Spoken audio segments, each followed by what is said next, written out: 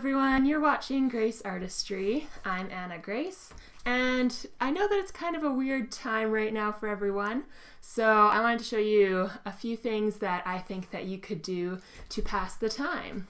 So I have been working on a big project that I want to share with you, but it's not quite finished yet. So I've been filming, and it has a lot to do with being confined and quarantined, so I will show you that soon. But for now, I was going through my studio and I went through all of my sketchbooks, and there are a lot of them, and I'd like to show you a few of them. So we're gonna go through some older things that I did when I was really young, and then some more up-to-date stuff that I've been working on lately. So I hope that you enjoy this video.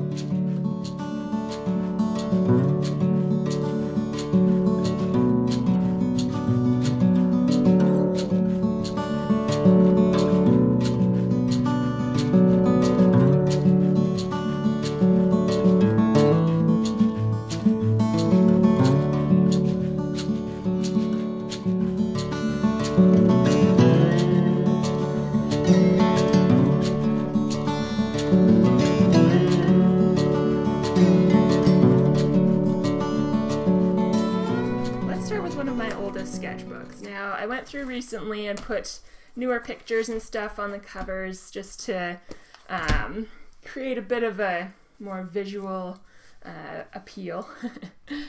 I really love sketchbooks, and I'm wanting to take a bunch with me when I move, because I'll be moving to Africa pretty soon. I'll be teaching art, and I want to show some of the kids some of the stuff that I did when I was younger, and just give a little bit of inspiration. As you can see, these are very old. They're not great drawings. Look at that. I think that's a self-portrait, actually. So, from a very young age, I think maybe that means I was 8 years old. Yeah, I think so. I've been using a sketchbook. And this just means that I would take it outside, I would do some drawings, I would do drawings inside. I drew whatever I wanted to. Obviously, I liked a lot of cats and animals. Aw, it's so cute. Okay, I remember drawing this one, and I remember thinking that it was one of the best drawings that I had done in my life. So sketchbooks really hold a lot of memories, and I think that they help you actually develop your drawing skills as well. I think, yeah. I used to take some of the books that we had just lying around the house, so I know that we had a big fish book with all different kinds of fish in it, and I would just take those and copy what I saw. And some of this stuff is just from my head, like these things are just from my imagination. And I can remember, like I can slightly remember drawing a lot of these. I remember drawing elephants and their skin that was just all cracked and stuff, and I wanted to kind of experiment with drawing texture. And like you can see in this one, I don't know if you can see it on the camera, but there are lines with the trunk, and so just kind of showing some form. You can see I was just working things out from a very young age. Or look, perspective. I didn't quite get it right, but there you go. Yeah, and then these were from a how to draw book. So I drew like the circles that I can still see because I drew them so dark, and then just outlining it when you're finished. Okay, this I thought was hilarious because you can tell I drew the jaguar at a different time than I drew the sheep, but at some point I cut the jaguar out and put it here to make it look like it was stalking the sheep. I don't know why. I was a weird child. I don't know what that is. I think I was much better at drawing animals than people. Probably because I practiced animals a lot more. Alright, this is my best friend that I had when I was growing up, Sarah, and a big stuffy that we had. And then I just glued that in a lot later. Alright, moving on. Next sketchbook. So I did put a few pictures in here as well that I wanted to keep. I thought this was a good way to keep photos. Yeah. Yeah, there we go. Okay, so I'm getting a little bit older, experimenting with shading and stuff. And obviously, as a lot of teenagers or preteens do, I started drawing characters from movies. Pirates of the Caribbean, one of my favorite movies, still. And Lord of the Rings, obviously. Disney princesses, of course. Just very, very typical stuff. And yeah, here we go. Real, like, blending. I think it's quite terrible now looking back at it, but it was something new, something to try. And as you can see, a lot of this is just from either pictures, or I know that for these dog drawings, I just sat there and started drawing the dog. Again, a great way to build your drawing skills. And just observation as well. When you draw things, you can start to see them like really in a different way, and you just start observing way more than if you're just looking at it. All right, let's just do a little comparison here. We've got snow leopard when I was 8 or 9, and then snow leopard when I was more like 13 or 14. I don't know if there are any years in here, but you can see the difference. Hey, I start blending, shading. Unfortunately, I think I started relying more on photos than I did when I was younger, but I will get out of that again. Oh, 2007. Oh dear, how old was I in 2007?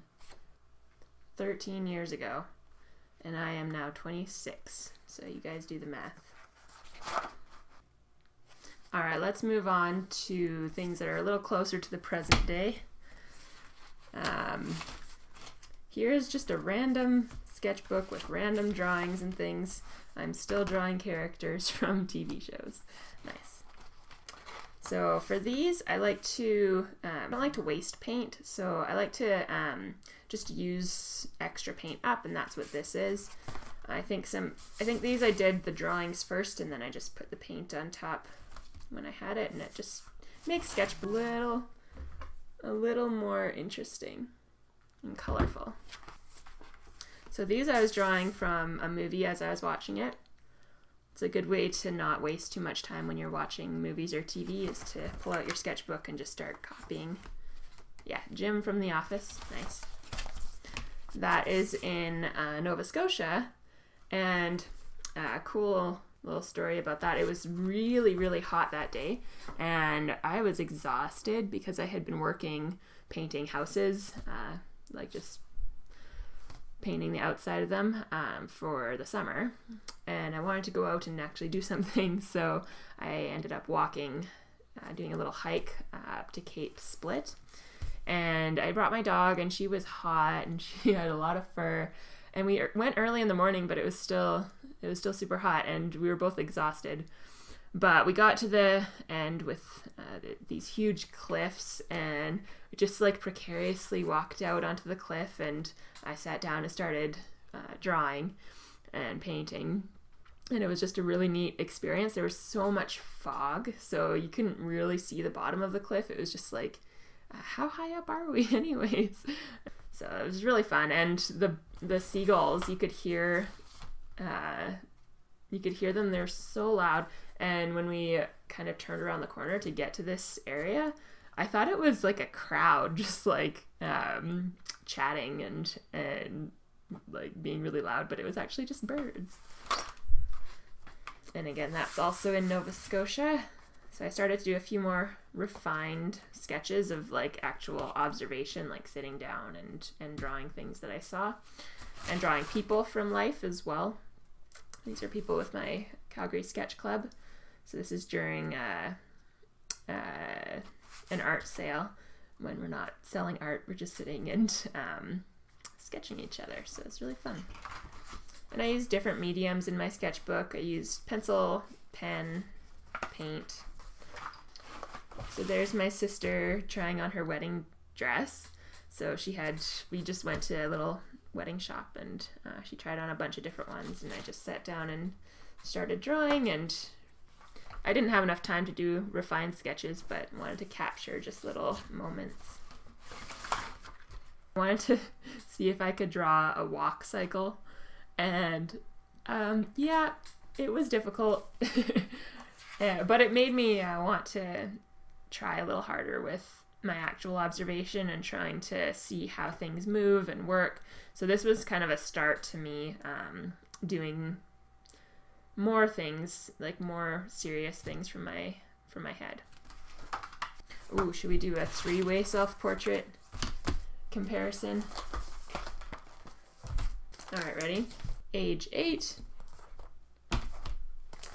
age 14 or so, and age 25 or 26. So you can see the progression. Obviously, it goes from bad to better, but there's still, of course, room for improvement. And I remember I was looking in the mirror for at least both of these, and probably that one, but that's too far back for me to remember actually drawing it. It might have been from a photograph. And you can kind of see this is what a very typical artist will do when they're doing drawings. Like this one is more from my head. It's a little bit, you can see like the hard pencil lines and where I tried to erase and stuff like that, and just really quick and impatient. And then as I'm getting a bit older, it's like, oh, blending and making it look beautiful and whatever. And then now it's trying to be a little more representational. It's like, okay, what do I actually see? And the mirror is kind of far away, so it's not super detailed where it shouldn't be, and it's with a pen, so a little bit more confident. And when they're when an artist is younger, they're, from what I've observed, you're kind of going by a bit more talent stuff. So it's like, oh yeah, I'm good at this, so I'm just gonna draw. But then when you get older, everyone else starts catching up to your skill level. So it's like, okay, now I can actually make that decision. Am I going to pursue this and get better, or am I just gonna stop? And a lot of people just stop their art and their drawing when they're when they're about 18 or so, because they're like, okay, now I'm an adult, I'm not going to do this anymore, or they choose to keep pursuing it. So this is obviously when I went to Europe. I went to 4 countries, and it was a very quick trip. So not a whole lot of time, especially not a lot of time to sit down and draw, but I tried to do what I could on the plane. And I love the giant buildings in Europe. Like, it's so different from here, and they're old and they're beautiful and they're well thought out. So you can see the Cologne Cathedral. We're sitting inside a coffee shop and you can see outside. So just trying to be a little bit more creative. Beautiful building. That was probably my favorite building that we saw the entire time. And it was one of the first ones too. I remember I just we were walking and I turned the corner and saw it, and I'm just like, oh my gosh, that's gorgeous and huge. You can see the tiny little people, how big they are compared to the huge building, and I wanted to capture that in this sketch. Having tea.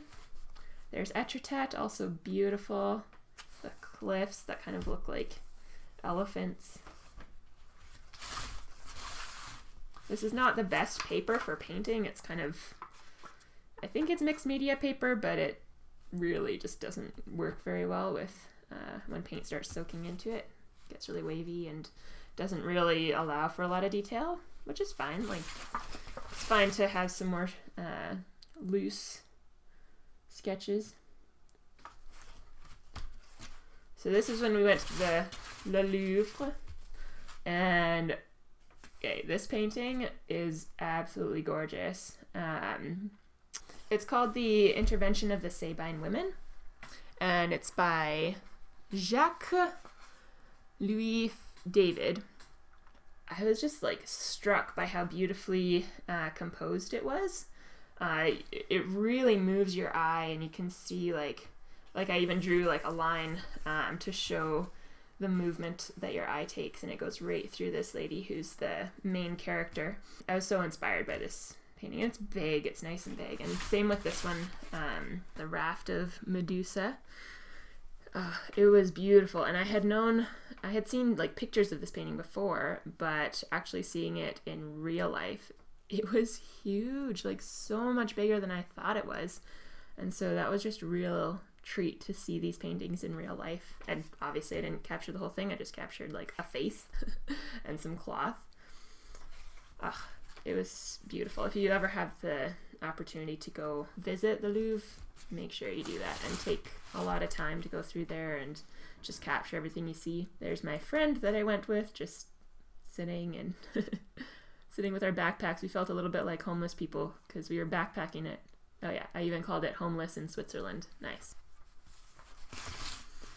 Another thing that's really nice is drawing people on the train, because they're just like the sleeping dogs. You can draw people who are really still, and as long as they don't know.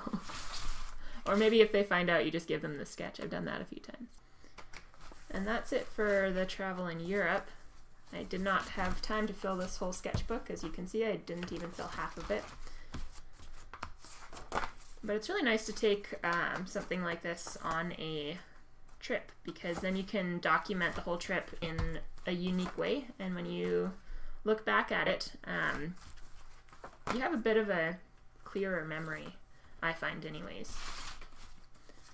Here is one of my favorite sketchbooks because I actually made this one, so homemade it. I looked at a YouTube video and just figured out how to do Coptic stitch binding, and can't remember my original thoughts of why I wanted to make it, but maybe I was trying to save money or something. And I could do different kinds of paper in here, or at least different colors, which is what I did for this one.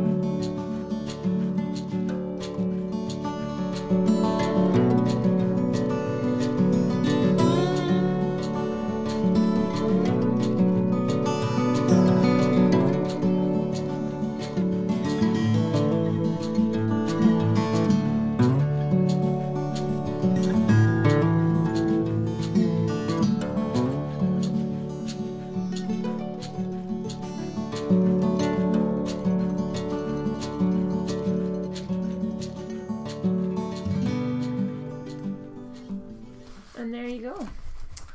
My little, well, she's not little, my cousin who just got married, she made me this, and I really liked it, so I just stuck it to my sketchbook. I pretty much put everything that I like in my sketchbooks, as long as they're, you know, not too 3D. And my other cousin made this, and he's an artist as well, and this is a print, so I thought it was really beautiful. And I like to just personalize my sketchbooks a little bit. So there you go. Well, I hope that you enjoyed that little sketchbook tour. I have many more, so maybe we'll do this again sometime. I'll think about a few more interesting things to say about them. And I hope that you can use them and use your own, and maybe make your own sketchbook and start making your own experiments and trying new things out and observing what's around you. And even when you're in your house, obviously you can draw your pets or your family, or just things, items, your pencils, your brushes, whatever. So I hope that you can not go too crazy during this time of being in isolation, and that you can stay safe and yeah, stay sane. So have a good month, and I'll see you next time. Thank you for watching.